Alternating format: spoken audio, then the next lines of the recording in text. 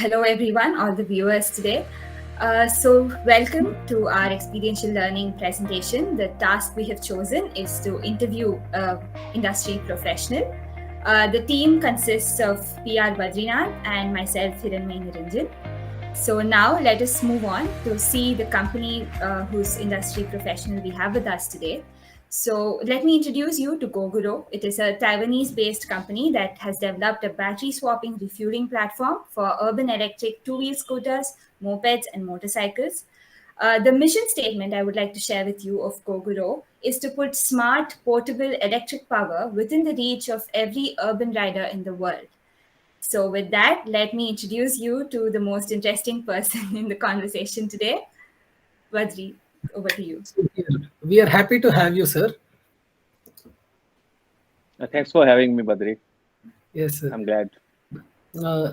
You've been the country lead of the Gogoro company, and also you've worked in Tata Motors as a senior manager and as an associate manager for strategic sourcing and project management in Hero Motocorp company and the global strategic sourcing in Renault as well. And you have done your engineering in mechanical from Kurukshetra University and also MBA from HEC Paris. Yes, so now let us begin with the interview. So, all our questions will be from a marketing standpoint, and we would like to know your insights from your experience that you've had in the past. So, let us move on to the first question. So, how do marketers such as yourself identify their target customers, and what are the various processes involved in making this decision? Thanks, Inmai. So, the different processes, and I would say it's a global process, for every marketer to identify customer and to target customers is STP, segmentation, target, and then positioning.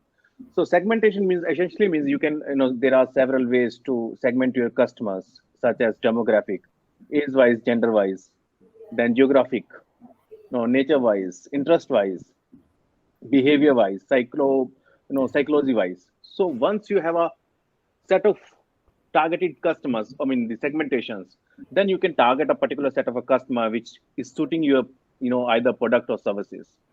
Once you and there are n numbers of way or factors through which you can, target your customers. Either it can be based out on your product nature, it might be appealing to young consumers, or might be, adult consumers. It really depends upon the product you are, you are going to offer in the market. Once you target your customers, you identify your customers, then it really comes down to how you position your, your product, and it really depends. It is the, the perception of your product into the consumer's mind. How do you want to position it? For an example, yes, you take it Harley Davidson, right? They position their product in a premium segment. They never come down to, value segment. I would say they never launch vehicle, anything below than 300, 350 cc, or even you talk about Ferrari, right? Yes. It's not like that. They don't have the technical capabilities. They have adequate money, adequate resources, technology, everything, but they don't come down to, the value segment cars. So Correct. it is how they are positioning their product, and it is how they are, creating a, image into the consumer's mind. And these are the ways through which, any marketer, conceives a product and how they target their customers. Right, Yes. sir. So we have to create a niche for ourselves and set our product there. Exactly. Okay. Spot on. So moving on to the second question, on deciding your target market, sir, how do you reach out to your target customers or audience who are looking to buy an electric scooter but doesn't know where to choose, something like that? Well, there are a number of ways through which Badri, we can target our customers. First is, the traditional way of, physical customer touch points. Yeah. There are a number of dealers, physical brick and mortar kind of style, right? Where a customer or a consumer can go and look for and, feel the product, touch and feel the product. Correct. This is a traditional way of, reaching out to your customers. Then there is a new way in today's world, era, or I would say Gen Z, digital, right? You see a lot number of ads on social media platform like, Facebook, or even when you visit any site like Instagram. Say suppose there are, many ads you see on the page. So these are the newer ways to to reach out to consumers, your customers, basically. And in fact, in physical, you tend to organize many fairs. Like in North India, we call it, in Hindi we call it mela, or a fair, Mail where affect. yes, Yeah. exactly. Yes, we I mean, spoke. on a prime locations, or on in the malls, where there are targeted customers, right? A particular set of customers tend to go there at that place, and then yeah. So these are the ways through which we can approach to our consumers. Correct. Yes, sir. Okay. So moving on to the third question. So once you've decided your target market, what are the various market entry strategies or projects that you have executed under your leadership? We would want to know any of your experiences in the past of how a new product entered the market. Let me take you example of two-wheeler. So first of all, if we have a product, then we need to really find our customers, who are our customers, and what are their pain points, basically. So what is the problem we are trying to solve here? That should be the core of your business. The customer needs and the customer problems you are trying to solve here. Like if I segment my customers, I would try to segment it in two ways. One is B2C or B2B. For in case of two-wheelers, when I say two-wheelers, B2B, it means like really like the riders opting for, say, Amazon, or the Flipkart, or Yes. delivery, or Zomato, Swiggy. These are B2B customers, and then there are B2C customers, the consumers, which are independent riders, probably like you, Hirmay, you, or Badri. So Yeah. then, once we identify the customers, these customers have their own unique needs, the duty cycle, or the uses of a vehicle. One solution cannot fit all, basically. It cannot, cater to all the needs. We really need to look deep what a customer really wants. And basis that need, we need to craft our solutions or the services around that need and present to a consumer for a successful business model, or you can say a successful project. Right, sir. Just to add on to that, back in school, like in our syllabus, we have learned something called creating a persona for your target audience. Like when you said identifying pain points, that was one of our skills, like one of our the techniques taught.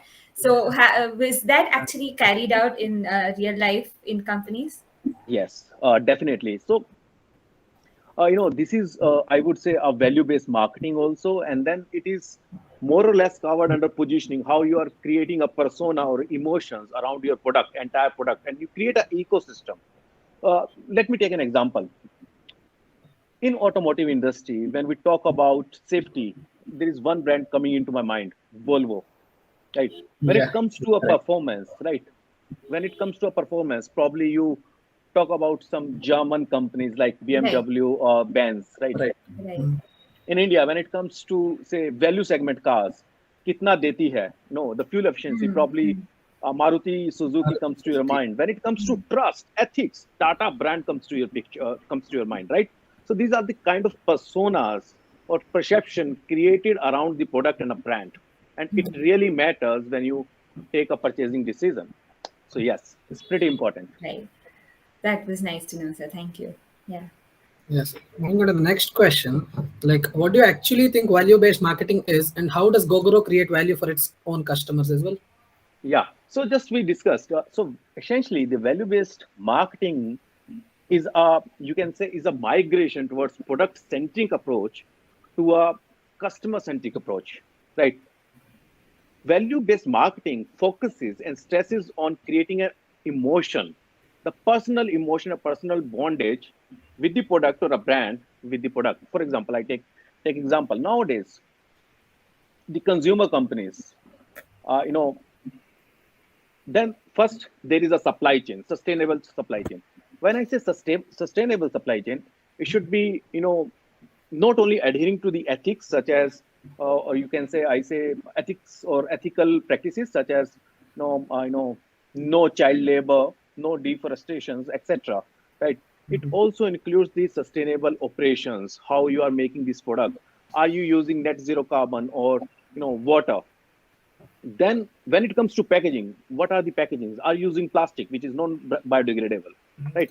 So essentially value-based marketing is depend upon, I would say, like what your consumer actually wants, not the physical need from that product, but the emotional need, the freedom, how that person associated that feeling with that product, right?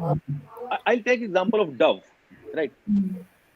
So normally the fairness creams and all, and then traditionally, long before these, all these fairness creams and soaps used to have a female actress or As a brand. the models, right? Right.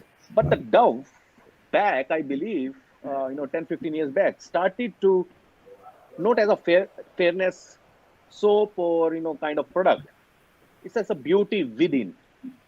They did not advertise it as a fairness kind of product. They started doing it like the fairness or the beauty from within, not on the face or on the complexion, right? And then it becomes a immediate hit.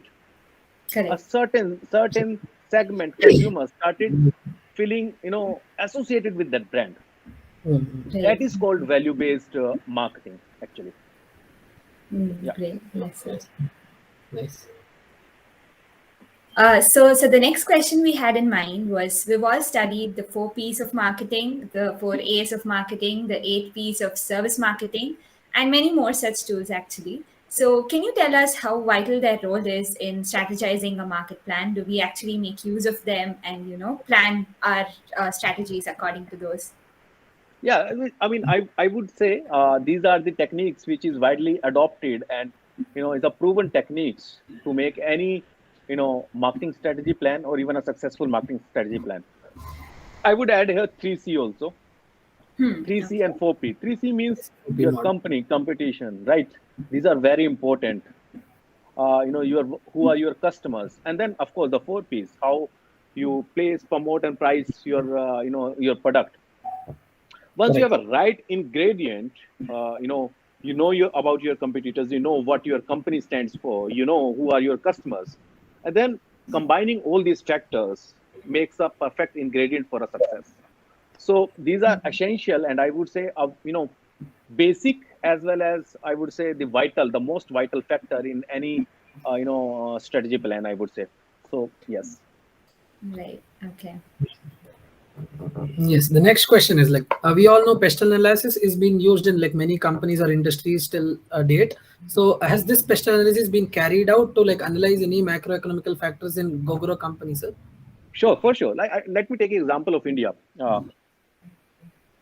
India, of course, is a political stable country, and in fact, if you look at recent developments and the schemes being rolled out by the Indian government, such as FAME2 subsidies, and then there is Auto PLI. It's a production-linked incentive schemes, which essentially says the more you produce, the more incentives you get from the government.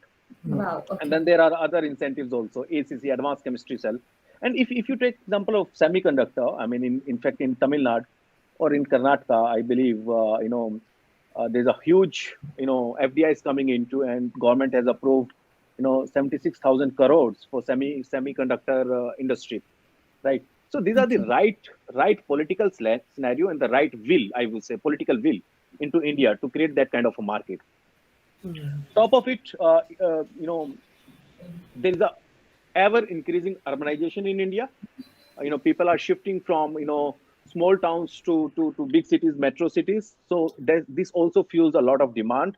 And then again, there is a increasing consumer purchasing power in India. Top of it, I would say, if you look at top, out of top 20 most polluted countries throughout the world, you'll find 10, 12 countries in India, right? And Delhi NCR is one of them. I mean, it's a regular news basically these days, right? Yes, sir. So there is an environmental pressure also to bring more breathable air into the ecosystem. So yeah, I would say it's a perfect combination for a pastel when any electric company is going to enter into India.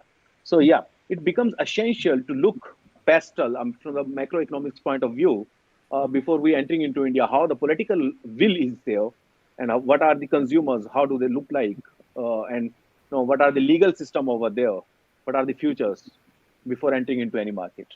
Yes, sir. I understand that India is the perfect target market. Like the purchasing power is increasing, the government is willing. But do you think technologically we need like infrastructure development, especially for the electric scooter industry? Do you think for such a large population, it can be done easily? Because that's both our downfall and our plus side. Like we have such a huge market, but reaching out to everyone infrastructure-wise might take another decade or so. Is that what you feel? A little So hard, isn't change, yeah, I agree. Change is never an easy task, right? So it's a basically messy transition from existing practice to new practices. But as in my you rightly pointed that India is a huge country, very diverse country, right? Though there is a ever increasing urbanization, but still, a lot of chunk of population still live in rural areas, right? Where there will not be immediate availability of this charging infrastructure. But I'm in a firm belief and firm opinion that sooner or later, yeah, probably it's a matter of time. But Okay. India will be electrified, I would say, and I would say there's no other choice if we want to give Right. better future to the next generation. We have to reduce, this pollution out of our breathing air. Correct. That's the dream. Yes, sir. Yes. So let us move on to the next question. What is the marketing department's relationship with other departments in an organization? It could be the HR department, the product planning department, or even the finance and accounting department. So, how do you communicate with everyone else? So it's into the center of any organization, marketing department. It's not only about HR or it's not only about operations or finance or product planning team. See, it? suppose the marketing is, whenever you gather the customer's requirement, right, then you need to translate that customer requirement into the product specifications or reliable product, right? So marketing department can gather the information, can capture the voice of customer, but then how to translate that voice of customer into a reliable product, what they want, right? It really depends upon the product planning and the R&D team. Then it really depends upon your supply chain reliability or sustainable, supply chain. If something goes wrong into the supply chain, then the entire plan, marketing plan even, then it can go south phase, it can go sideways. So Right. marketing department also need to look into, how does the supply chain look like? Is it sustainable or is not sustainable? And then it really comes to when the product is made, right? When we create a product, it has to deliver the expectations, right? So marketing department has to interact with the operational team also. How robust the product is basically, how readily it is available into the market, right? Where do I need to push more product? Probably a certain part of the city or certain part of the country, probably north of India, south of India, west of India, east of India, right? So the marketing department has a vital role to play into joining all the other forces into the organization. So it is very essential that marketing person looks 360-degree. It cannot look into just one specific way. It has to look 360-degree view, not only internally but externally as well. Like what are your competitors are doing into the market, right? You know Yes. what are the substitutes? For example, there are substitute. Earlier we used to wash our hands via soap, right? But now there is a hand wash, Correct. right, from Dettol. So earlier we used to used to use soaps. Now there are gels. And So with the recent times, I think even to hand wash, the competitor is the sanitizer. Sanitizer. exactly, Yeah. exactly. So it's a perfect example, spot on. So yeah, I mean, marketing person need not to look only into internal, but he has to look external also. So he has to have 360-degree view what is happening inside the company and outside the company. So, in our marketing class, we've always discussed this dilemma that a marketer faces because he wants to sell more, he wants to give more discounts, he wants to attract more customers, sell more products. But the product planning team or the resource management team wants to cut down the cost. I mean, they want to, do what is most efficient, and that may not be at the price point that the marketing team wants. So, how are these differences handled? Like, how do you reach a median where both sides are happy? Interesting question in my, and I'm glad that you asked this question. So it really depends. In industry, there is called BSC scorecard basically. So it is. I think this term was coined by Harvard or something. I don't know. I really don't know. But yeah, BSC scorecard is something. Your targets. How it's a top-down approach. There is a target to the top person, probably CEO, right? How that person breaks down the KPIs into the respective departments, to marketing, to operations, to supply chain, to R&D, to product planning. So it really depends how you translate the KPIs of each and every department. Having said that, it's a traditional dilemma. Marketing people might want to sell more at the cost of anything, but no, that's not the way, because it has to be a sustainable business, right? Right. But then probably the supply chain team or the operations team step up, and then they say, okay, we'll reduce our cost. If customer or my competitor is offering at a certain price, say X dollar, then I cannot afford X plus delta until unless there is an additional value in my product, Right. right? Definitely. Then I have to be either X or X minus delta. Then my supply chain, my operations need to step up and say, okay, I need to bring more efficiency into the system, so that my P&L statement, profit and loss statement, doesn't suffer, right? Then my R&D people, my product designers, they need to see, okay, how do I design my product to save material, to save easy operations, to have easy operations, so that I can save money through the operations.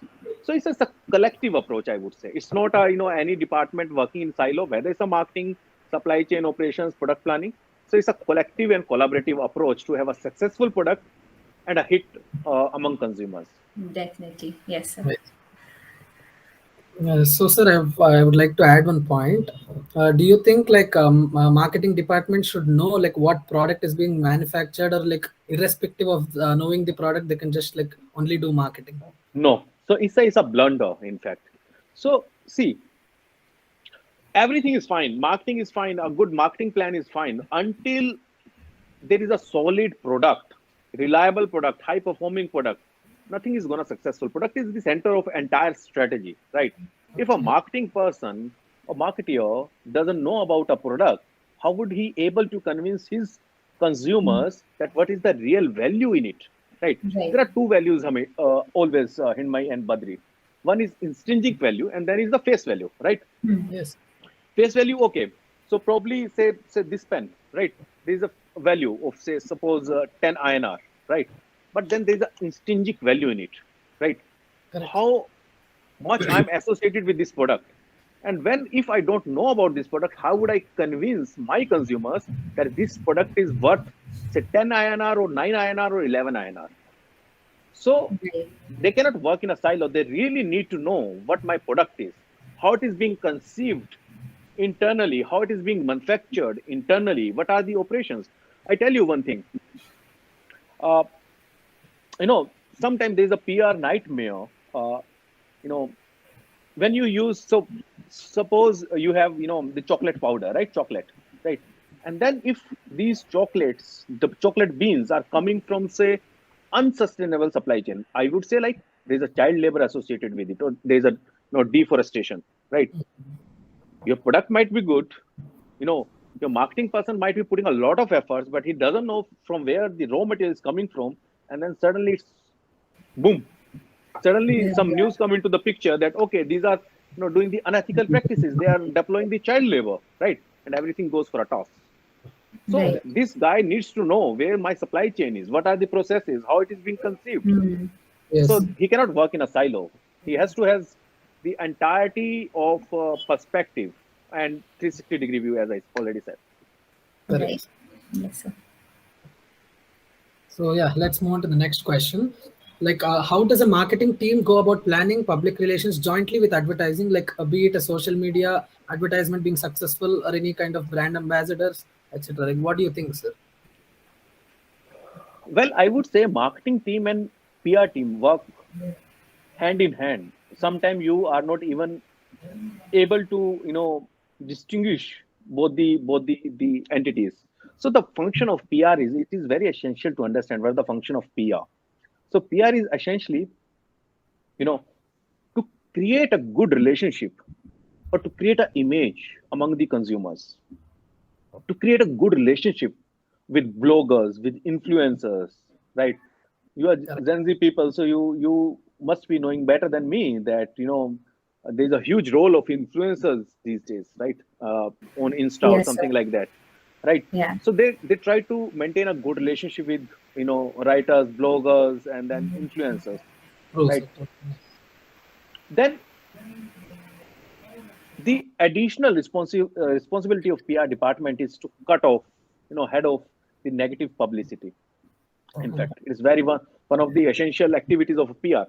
Talking about, let me take example of very closely industry associated with automotive oil industry, right?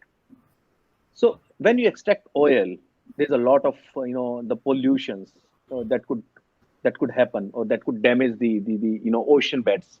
Sometimes there is a spillage, right? And there's a lot of negative PR, right? Sometimes accident happens. Unfortunately, there's a negative PR. So PR is not only supposed to maintain a good relationship with either with influencers and customers, but also he should be there to cut off any negative PR also. Sometime deliberately, sometime non-intentionally. So Hmm. these two themes, marketing and PR, should work hand in hand to create an aura, to create a brand image or the product image among the consumers. So it is very essential that these two know about each other, about the product, about the long-term, company's mission and vision, where they are heading towards. They cannot look for next 6 months or 1 year or 2 years down the line. They need to look into what's my company's vision 5 years, 10 years, 15 years down the line, so that they can start creating that aura around the world, around the brand in the world. So yeah, so they need to work, I would say, very closely with each other. Right. Yes, sir. So, how does Gogoro plan to stand out through its marketing techniques while its competitors aim at capturing the same market that they are aiming for? So, how should Gogoro stand out, or how should a company, create the niche for itself that we discussed earlier? I would say about general of any industry, right? As I told, that product is the center of any strategy or any a successful business plan. And even with at Gogoro, the product and the innovation, they are Right. at the heart of our operations. Mm. We believe that to understand the customer's need and to satisfy those needs with a innovation, with a reliable product, is the basic mantra for a success in the market, any market. Despite there are so many competitors, sorry, but if you have a right product and you understand the consumer's need, then nobody can defeat you. No matter how many competitors are there in the market, you are bound to succeed. Correct. Right. Yes, sir. So, like moving on to the next question, like how crucial is having a social media presence to effectively carry out digital marketing, as well as coming to this negative publicity thing. Like I would like to take a situation where a company called Pure EV met with a fire accident recently in Hyderabad or something. Like the video of this got viral over Instagram or YouTube or WhatsApp, etc., and it got like huge negative publicity as well. So yeah, like the sales fell down, or be it like the whole market got down. So how a company should tackle this problem, sir? So I won't name any one company or something like that. So it's in general, I would say, the negative publicity, I would say, should be tackled with transparency, with empathy, and with I would say with more confidence, right? So if something has gone wrong, it should be dealt with 100% transparency. Reach out to your customers, talk to them, tell them, okay, this is something has gone wrong, but we are on it. We will eliminate the problem, and you are not going to face this problem ever, right? Have transparency and empathy into the system. But sometimes there is negative publicity being, sometimes it is out of condition or something like that. Then again, you have to reach out to your consumers to tell them, okay, this is not truth. This is how it is. It is there. The system is there, and this is kind of a negative rumors being spread around the brand, around the product. So I would say any negative publicity, whether because of a failure or because of market rumors, should be dealt with transparency, with empathy, so that your consumers do not lose faith into you, into your product, into your brand. They should Correct. be knowing what has happened and what they are going to do, so that there will not be any issue in the future. Correct. Right. Yes, sir. So this can actually be another trust building activity. We can, Exactly. spin it around and yeah, we make it our yeah, plus point. Yes. So this is the last question we have for you today, sir. Gogoro started off back in Taiwan in 2011, and now it's expanding into a global brand. So how was the global branding strategy developed, and how did they decide that it's the right time for us to expand from a national scale to a more global and multinational scale?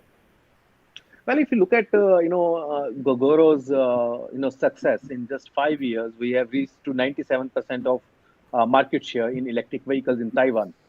Just Yes. in 5 years, 97. It's almost, you can say, like every I would say every other vehicle is using Gogoro's energy solutions, battery swapping solutions in Taiwan, Right. right? And it's a testament that we have a quality solutions. We understand the customers' pain points. We understand their needs, right? We have a reliable product and services. Otherwise, you won't be able to capture 97% of the market, EV Of market. course. Yes. So we know we have a right solution. We have a reliable solution. We have a high performance product. And these three things make us believe that we can go anywhere and can achieve success in any part of the world. Specific about India is a huge two-wheeler market, right? Pre-COVID levels, there were around 20 million bikes, two-wheelers, scooter, motorcycles, mopeds were being sold. It's a huge market. We have a right product, reliable product, high-performing product. We have a service of battery swapping, removing the customer's pain point on EV, specifically like on the range anxiety, on the charging downtime. So we believe we can extend our solutions, our services in the rest part of the world. We are committed to reduce CO2 footprints. We are committed to have a clean environment, innovative solutions to consumers, and I believe these are sufficient. The factors which made us believe that we can go anywhere and can be successful any part of the world. Absolutely, yes, sir. It's very evident. So, with that, we've reached the end of our discussion, sir. Thank you so much for sharing your insights with us. We've definitely learned a lot. We have, gained an industry exposure compared to what we learned in our syllabus back in class. Yeah. So, thank you so much, sir. It was great having you. Pleasure is totally mine. Thank you, sir. Thank you so much for spending your valuable time with us. Thanks, Badri. Thanks, Badri, for having me on this one. I really enjoyed, and in fact, I believe it's my time to give back to the society. Probably, I was there. I would say 12, 13 years back. Where you are currently. So Yes. yeah, it is always good to know about industry, and it is also good for you guys to know about the industry before you step into the industry. Not only industry. So if you want to be entrepreneur, you should also be knowing how to be a successful in having a successful startup. Probably you would be the next billionaire, right? A unicorn. You never know. So it is always essential to reach to the industry's guide to look into, okay, what are they doing, how they are conceiving a product, how they are conceiving a marketing plan or a strategy plan or a business plan. So it's I would say I really appreciate that you reached out to me or to other guys, industry guys, and happy to help you anytime. Yes, Thank sir. you. It was wonderful. Thank you.